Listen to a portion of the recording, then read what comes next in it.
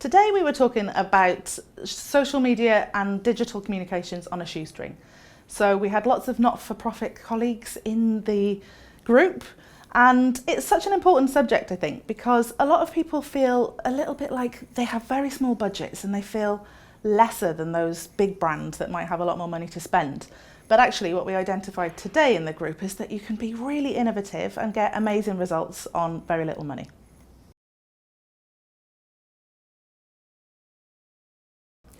What I think is very important around this idea of running digital campaigns on a shoestring is that sometimes you can have a bit of an idea that you need to put money behind things that don't perform.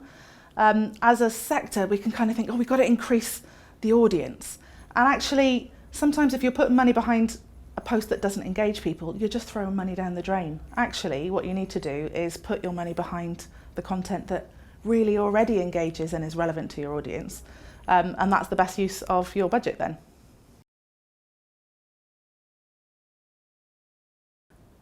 I think what's most interesting about the future for PR is not what's going to change, but actually what's going to stay the same.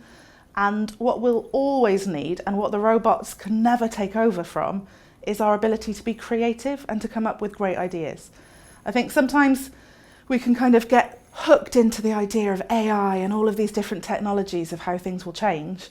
But actually the fundamental thing that we need to always do is come up with great ideas that resonate with our audiences, that get us the results that we want.